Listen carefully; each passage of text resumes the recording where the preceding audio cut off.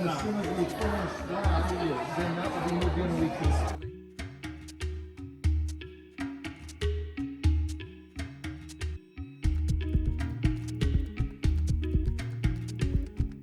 Then this area, which is currently serving as the kitchen, can be an additional classroom as soon as it's finished. Okay, this is the kitchen, the new kitchen, and it is opposite. Here's the school over here. There's the front gate, and this is the new kitchen. So you can kind of see so that we can move it out of one of the classrooms. And you can see the nice red roof. This is just brand new paint on here. We're just getting this finished up on here. So we're gonna go inside and give you the tour.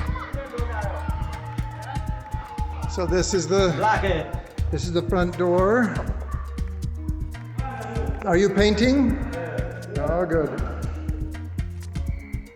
So you can see we have the nice marble floor in here, restrooms on that side, a storage room over here, and then sinks along the back wall. He's painting, doing a really good job of that. And you can see the sinks on the back here, and all of the gas lines coming out there. And then right down the middle here will be the stoves. On this side, stoves on this side, and that will work out really well. And the storeroom back here. Okay. The back entrance here.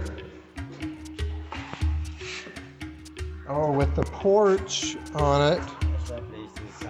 Yeah, so some of the preparation that needs to be done can be done out here. And they've got the drainage in. Explain to us what a difference this will make for the children. This will make a great difference. In fact, previously we had to combine some of the classes because we were not having kitchen. So a room that's supposed to have been for classroom was temporarily used as a kitchen. With this room, the children can move in here so that we can get access to that room and the class will be divided. And that will make for effective teaching and learning.